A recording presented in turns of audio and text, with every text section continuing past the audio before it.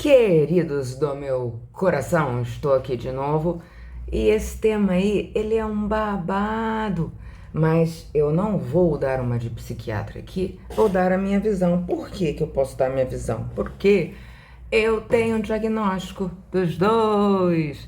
Eu sou borderline e bipolar. Se você não me conhece, eu sou Débora Gomes, paciente destes dois diagnósticos. Borderline me diagnosticaram em 2013 e bipolaridade em 2014. Entendendo essa diferença aí de tempo, explica um pouco sobre a diferença que eu sinto. Então, inevitavelmente, vou falar um pouco dos conceitos, mas curte, se inscreve, aperta o sininho, essas coisas aí para dar uma força.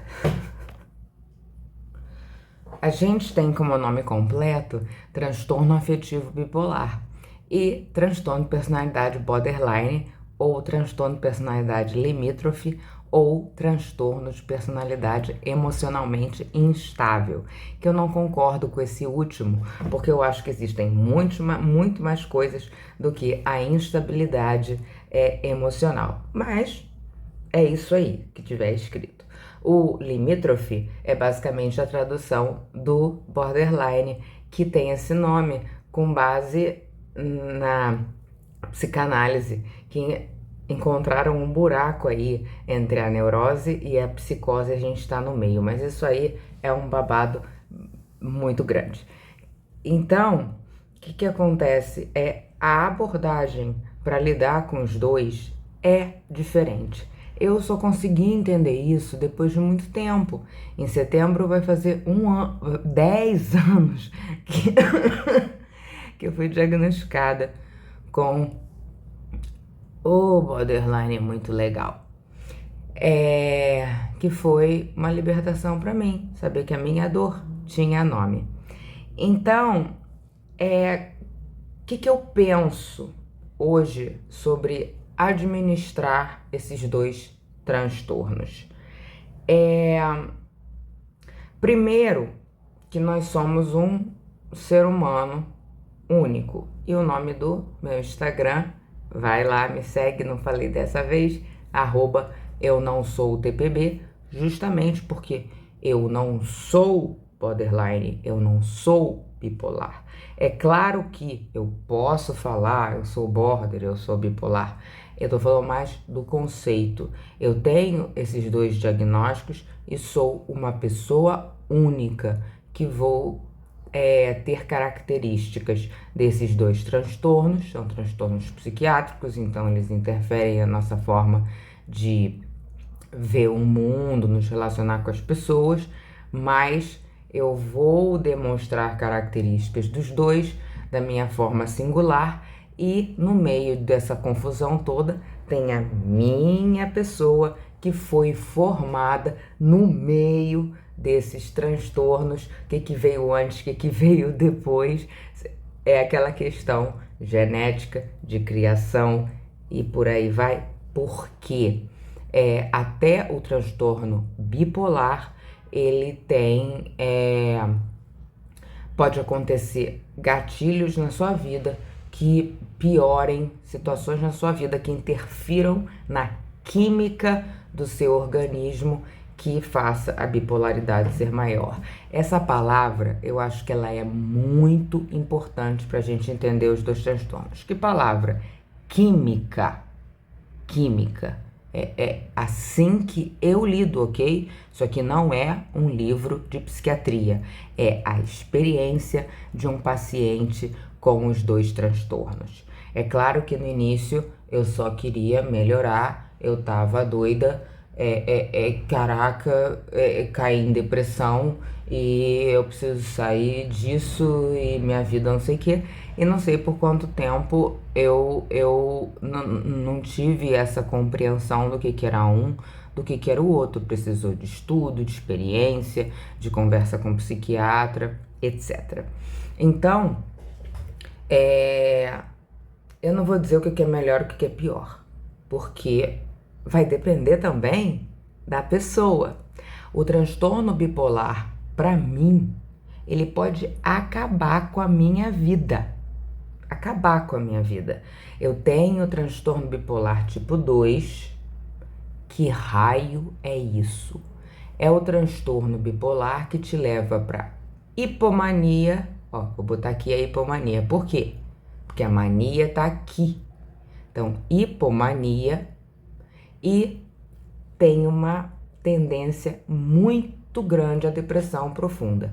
Que eu saiba, o transtorno bipolar tipo 1, ele tem essa ênfase na mania, que é quando, tanto na hipomania quanto na mania, a gente se sente muito poderoso, com muita disposição, não precisa dormir, que faz as coisas mesmo, e vai, e se ocupa e é poderoso. Só que a mania, ela, obviamente, ela é o extremo que vai te causar muito mais problema, no sentido de que você pode gastar muito dinheiro, você pode sair com várias pessoas, fazer sexo irresponsavelmente, e milhões de coisas, porque você tá numa aceleração enlouquecida, e isso é extremamente prejudicial.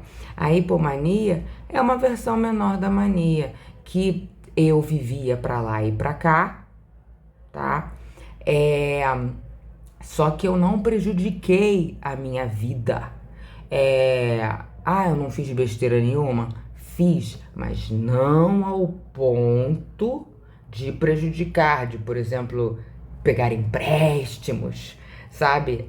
Fazer coisas que não tinha como resolver, vamos dizer assim. Mas eu tava que, tipo assim, minha mãe, só de olhar pra você eu fico cansada. E aí, um belo dia esse treco explode. E daqui eu venho pra cá. Puf, não cabe na tela. Puf.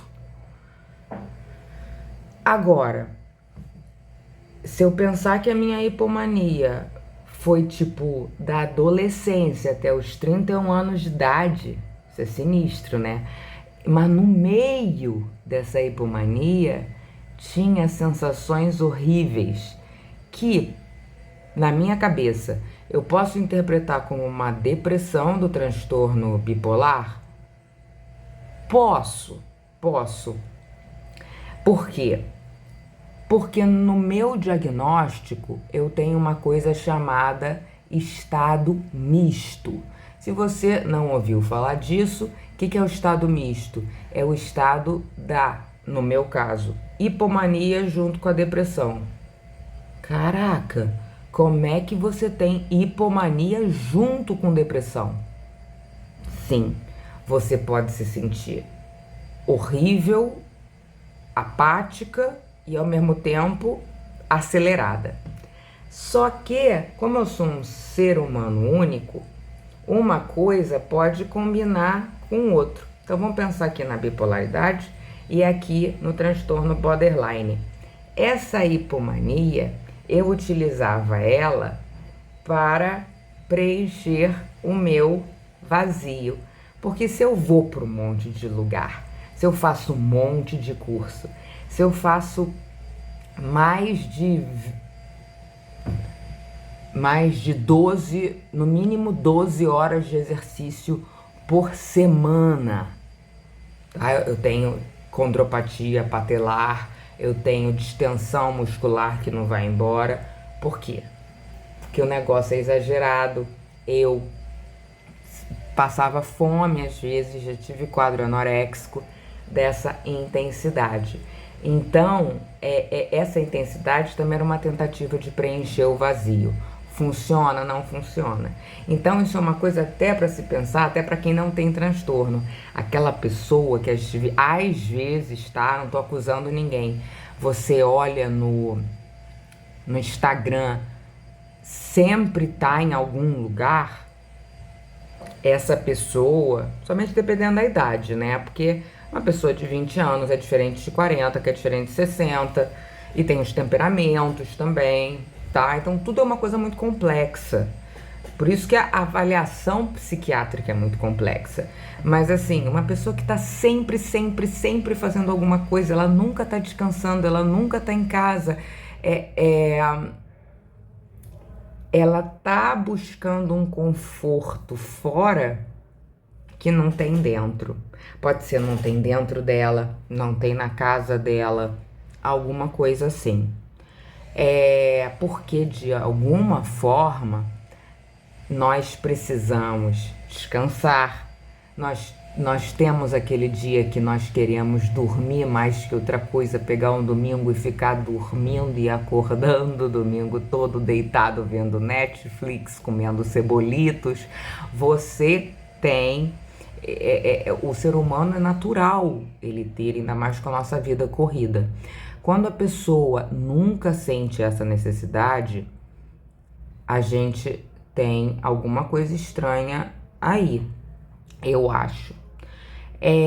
Não que ela não sinta essa necessidade. Quando eu era hipomaníaca, eu sentia cansaço, mas dane-se o cansaço, porque a minha necessidade de preencher o vazio era tão grande que se eu ficasse parada, sozinha, vendo televisão no momento que eu tava cansada, eu não conseguia descansar porque eu me sentia uma merda, entendeu? Porque eu tava agitada, porque ninguém me ama, porque eu não vou encontrar o amor da minha vida, porque eu tenho problemas familiares, porque minha mãe, porque meu pai, porque meu avô, minha avó, pá. Então, assim, se a nossa cabeça não descansa, a gente não consegue descansar. Então, assim, eu aprendi que aquela preguicinha na hora de acordar tem seu valor, hein? Beleza, vamos tentar chegar aí no ponto. A bipolaridade, com essa questão química, ela te leva para cima e para baixo de alguma maneira em suas diversas formas de acontecer, tá? Você pode procurar os termos mania disfórica, que é aquela coisa assim que o humor sobe, mas não é agradável. Vai no Google. Também no meu Instagram eu falo de mania disfórica, porque eu volta e meia, alguma coisa, eu tenho isso. Depressão resistente, estado misto, hipomania, mania. Tudo isso, depressão maior, tá? Tudo isso pode estar aí misturado no transtorno bipolar. Só que, apesar de existirem gatilhos, eu não vou dizer que não existem gatilhos para uma depressão bipolar. Por exemplo, a pandemia. Foi um momento que provavelmente muitos bipolares que tendem à depressão caíram em depressão, assim como pessoas que nunca tiveram depressão. Mas os gatilhos são diferentes do borderline. Bipolaridade. A gente tem mesmo uma reação química que sobe e desce a gente.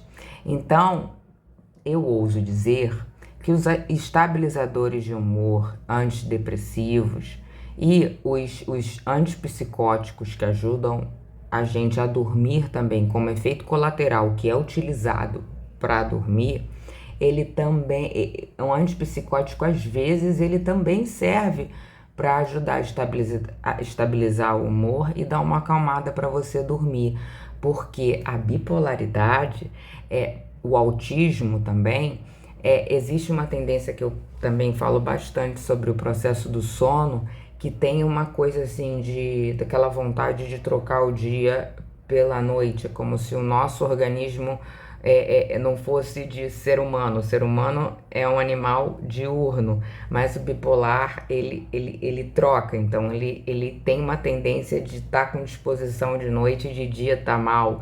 Então, assim, muito comum precisar de uma ajuda para dormir.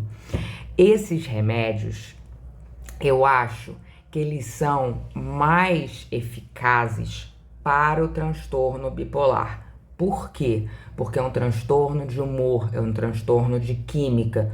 Que química é essa? É a química dos neurotransmissores que estão lá no axônio, dendritos, lá no nosso cérebro, que é a grande famosa, o famoso neurotransmissor, a serotonina. Por isso que falam tanto que é importante fazer atividade física para depressão, transtorno bipolar, etc. Mas aí eu uso a minha ressalva, desde que você consiga fazer, porque é insuportável você estar deitado na cama, não conseguir fazer nada e todo mundo começar a falar que você tem que fazer atividade física, né? Então, o que aconteceu comigo? Por que eu fui diagnosticada bipolar? Porque depois de ser diagnosticada borderline, o meu médico percebeu que a minha depressão estava durando muito tempo. Então, essa é uma diferença das mais visíveis entre um e o outro. Quando você olha no DSM-5, a definição os sintomas de borderline vai dizer que você tem uma instabilidade de humor, com crises e tal, que dura alguns dias, no máximo semanas, é um negócio assim. Não é uma depressão que tende a durar muito tempo. Então, isso é uma coisa assim, é a maneira mais simples de ver os dois. A duração dos estados para cima e para baixo. Por isso que o borderline, a galera fala, pode trocar de humor várias vezes por dia. E aquela história que a galera fala, de manhã eu quero fazer uma coisa, de tarde eu não quero mais, e aí eu sou bipolar, isso aí é uma maneira de falar que não tem nada a ver com a doença. Então, assim, por ter essa mudança de humor que tende a durar mais, a gente sabe que esses medicamentos, o estabilizador de humor, o antidepressivo, eles não são igual a você tomar Dorflex. Você tem que tomar por vários dias, eu diria, pelo menos uns 10 dias, para você ter uma noção dos efeitos desses medicamentos e encontrar uma estabilidade. Eu acho que encontrando essa estabilidade no transtorno bipolar, você tem mais possibilidade de ficar ali num humor eutímico.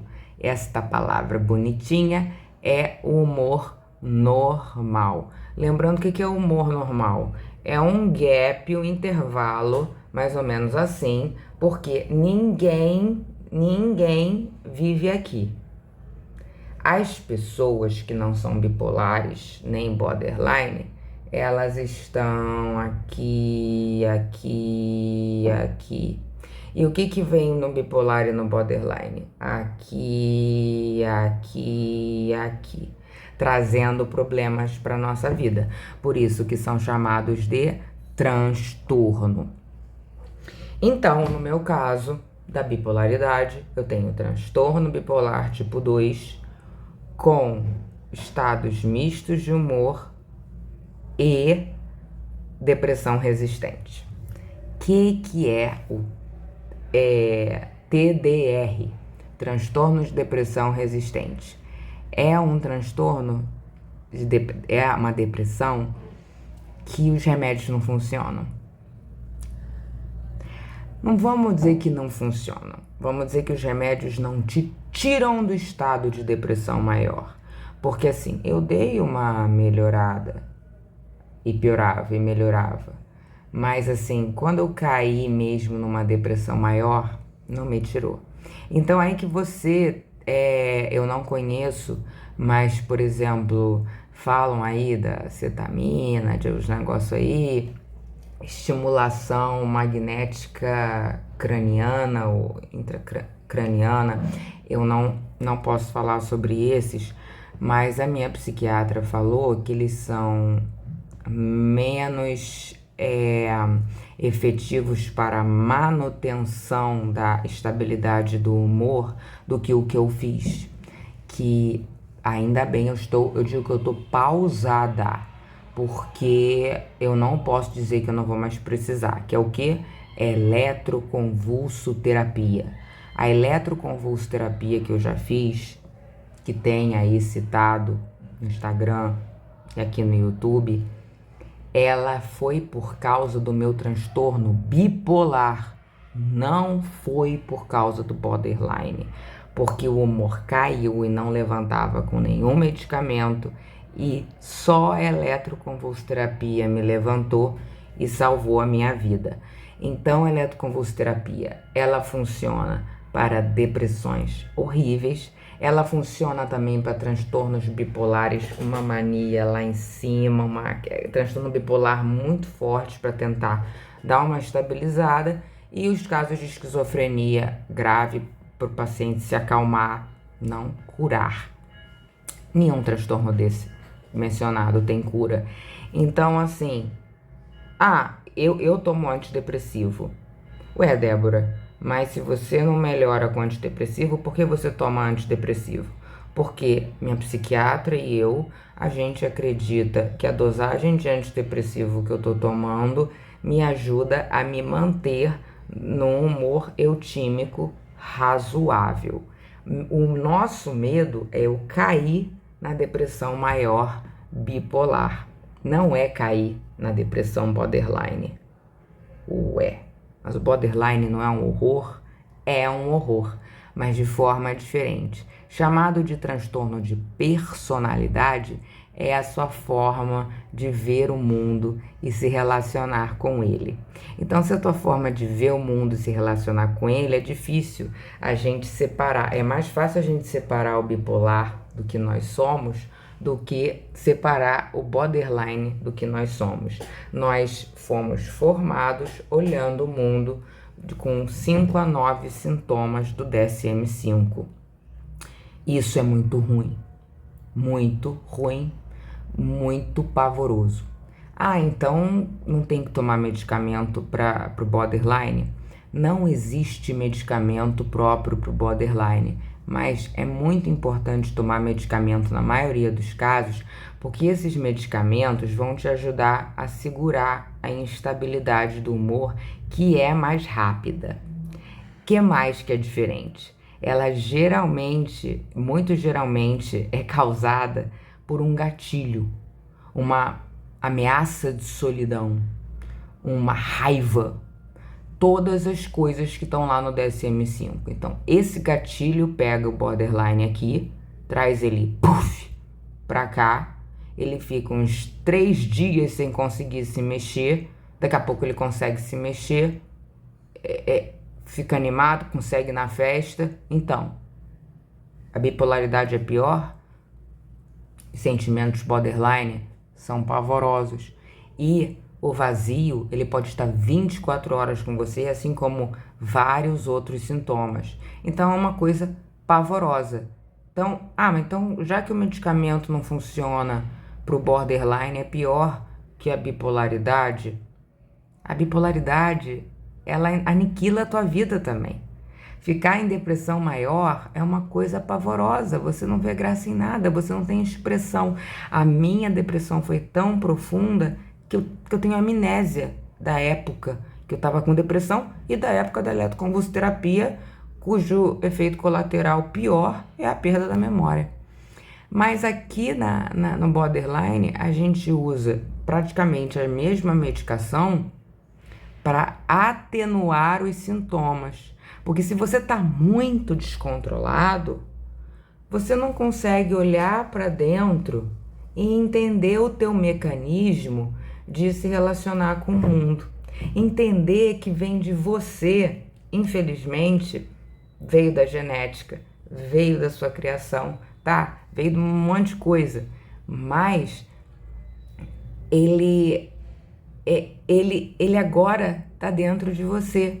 E não adianta culpar papai, mamãe, colégio, sei lá o que, a tua genética. Não vai adiantar nada você culpar essas pessoas, porque o único jeito de você viver melhor com borderline é você reconstruindo a sua identidade, criando autoconhecimento, autocontrole, amor próprio, para você gostar de si mesmo, entender que você é um ser humano único e, sendo único, você precisa se respeitar, e quem quiser caminhar do teu lado, se você se respeitar, vai estar do teu lado verdadeiramente. Se você ficar querendo agradar todo mundo, você está tentando preencher o vazio da mesma maneira que eu tentava preencher o vazio com um monte de atividade. Então, por isso que tem um vídeo aí, terapia para o borderline, porque a melhora dos sintomas borderline de verdade, a maneira mais conhecida, vamos dizer, mais efetiva, é a terapia, não são os remédios. Por quê? Porque é uma reconstrução da sua crença para você. Ah, quer dizer que você vai reconstruir tua crença e não vai sentir mais nada. Não, mas se você tiver amor próprio, se você tiver autoconhecimento, você vai chegar e vai pensar, tipo assim, chegou uma situação que tu não quer. Aí você, eu tô sentindo esse negócio desse tamanho por causa da intensidade dos meus sentimentos. Porque se eu pensar, não é um problema tão grande. Então, eu vou ficar calada, sentindo essa coisa pavorosa, porque depois vai assentando e aí eu não estrago uma relação, seja ela qual for. Eu não estrago uma relação, eu não saio do meu emprego, eu não jogo minha faculdade no lixo, que são características borderline de impulsividade. Então, assim, esse autoconhecimento faz a gente entender aquelas horas que o borderline ele vem mostrando para você aquele aprendizado distorcido de vida que ele continua demonstrando. Eu acho muito difícil esses conceitos equivocados desaparecerem. Você está misturado com eles na sua formação, transtorno de personalidade. Mas você reconstruindo isso, reaprendendo a viver, refazendo o seu eu. Você, porque assim, é claro, dizem que tem deficiência no córtex frontal, porque a parte racional, e a amígdala, a parte emocional, ela é mais acentuada, maior, sei lá o quê. Mas, eu não sei se dá pra mexer nisso. Faço a menor ideia. Então isso aí tem que ter estudo, né? Borderline sem tratamento, borderline com tratamento, e cada caso vai ser um caso, mas é uma loucura isso. Quanto tempo vão durar pra ver se muda. Mas não importa, não importa. O que importa é pra gente, que tá aí na guerra. O que importa é que essa reconstrução vai fazer você ver em você mesma, a hora que o borderline vem. Isso é o borderline falando, não sou eu, porque eu não acredito nisso.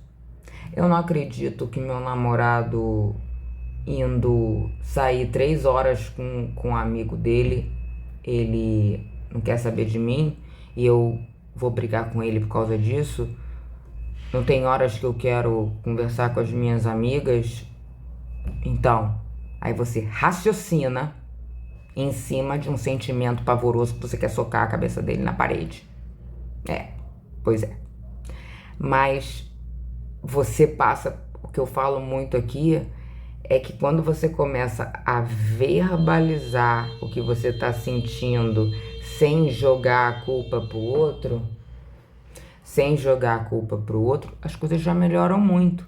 Porque sintomático, o que você faz? Né? Você vai lá mesmo, né? Você não tá nem aí pra mim, né? Então, tem que... Porra, tu tem que se ferrar. Eu não quero mais olhar pra tua cara e não sei o quê. Agora, se você já chega e fala...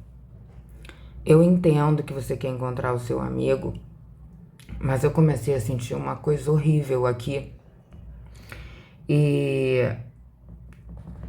eu não consigo controlar esse sentimento. Então, eu vou ficar com a cara meio de bunda, mas vai melhorando. Eu sei que você não tem culpa, tá? É difícil lidar com uma pessoa assim? Claro que é. Mas se a outra pessoa for sem julgamento e conseguir aguardar e não ficar desesperado, porque tem gente que acha que é o rei do planeta Terra, né? Aí não dá. Essa relação é possível. Então... a maneira de lidar com os dois transtornos é bem diferente. Apesar de que na bipolaridade, é claro que a terapia vai ser boa, óbvio. E pode ajudar sim, claro, a essa oscilação melhorar. Mas no borderline é o cerne da questão, você transformar os seus conceitos. Então, como é que eu vejo isso? Eu tive uma discussão e caí. Tô em depressão borderline. Vou ficar o quê?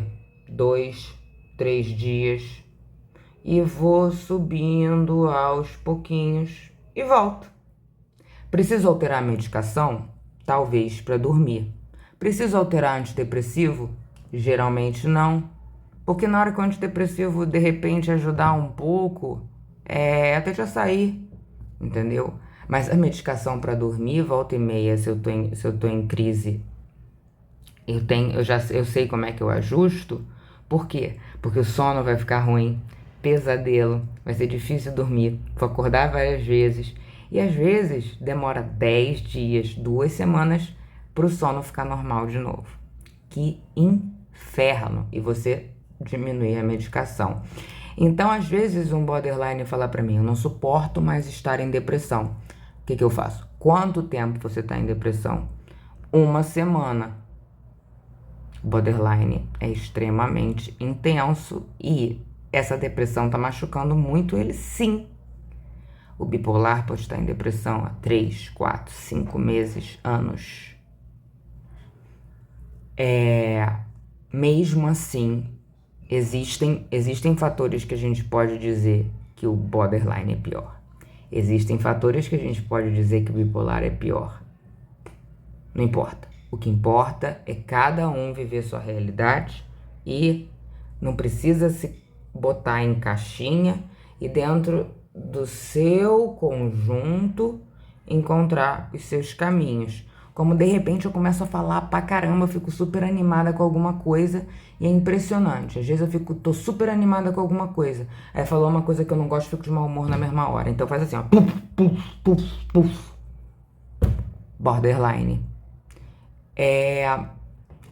Então, não sei se eu consegui explicar, mas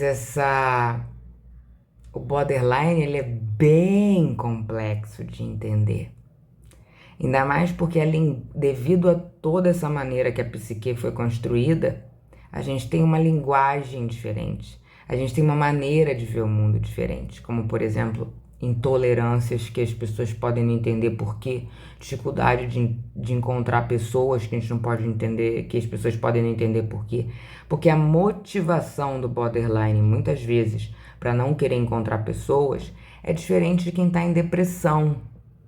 Depressão está com dificuldade de encontrar pessoas porque está apático, não quer nada. O borderline ele já não aceita uma opinião do outro, tá se metendo e tudo é intenso, tal. Então a gente tem aí diferenças que nessas singularidades existe o diagnóstico de um ou de outro. É por isso que é muito importante a gente ter uma análise mais profunda da bipolaridade, do borderline, da pessoa, pra gente entender. E por isso que existe os diagnósticos errados, porque se o humor modifica, é bipolar. Quantos borderlines não são diagnosticados de bipolares? Por quê? Porque o humor subiu, o humor desceu, precisa de estabilizador, precisa de antidepressivo, é bipolar. Quem disse?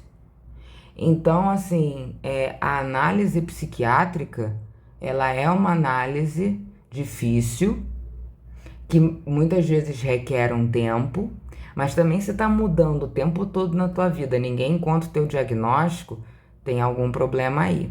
E por isso, acho importante ressaltar que, assim, já conversei com uma psiquiatra que trabalhou no SUS e colocam lá uma demanda gigante para eles, que em 15 minutos eles têm que conversar com o paciente, dar o prognóstico, né, o que é a parada aí, e medicar. A gente não consegue ler uma pessoa em 15 minutos. Volta e meia são várias consultas de 1 hora com um bom psiquiatra para chegar a uma conclusão. Então a gente tem uma deficiência no nosso sistema público de saúde Com certeza, infelizmente. E aqui na internet você encontra materiais de tudo que é tipo, dizendo que nós somos assassinos, psicopatas, o que vai ser o maior absurdo do mundo, porque o borderline ele é o contrário do psicopata. O que o psicopata tem de zero emoção, a gente tem de 100.000%. Bom, eu vou parar por aqui. Se ficar alguma dúvida, melhor falar comigo lá no Instagram, que eu faço uma complementação, parte 2. Já não vou saber falar muito bem, comparando borderline com TDAH, apesar de ter semelhanças, porque eu não sou TDAH, e outras, como por exemplo, a gente tem a distimia, que pode parecer que é bipolaridade, mas não é. Uma depressão que fica voltando, que também é muito ruim, também precisa de medicação e por aí vai. Tem muito diagnóstico e a gente tem que tomar cuidado com a mania dos diagnósticos. O mundo é diagnóstico. Você é diagnóstico, agora você é um diagnóstico. Não, não. A gente continua sendo a gente. E a gente pode lidar com as nossas emoções até sem um diagnóstico. Eu tô sentindo coisas que parecem ser borderline. Eu vou na psicóloga e falar com isso. Você pode trabalhar essas sensações sem ter o diagnóstico de borderline. Porque o diagnóstico de borderline foi inventado. Fizeram 9 sintomas. Se você tiver de 5 a 9, você é borderline. Alguém poderia dizer que você de 4 a 9. Então, assim, o que mais importa é a gente tentar melhorar com os nossos esforços pra dentro. K e K. Eu só acho que aqui depende de mais química e aqui depende de mais reconstrução dos seus valores. Beijo!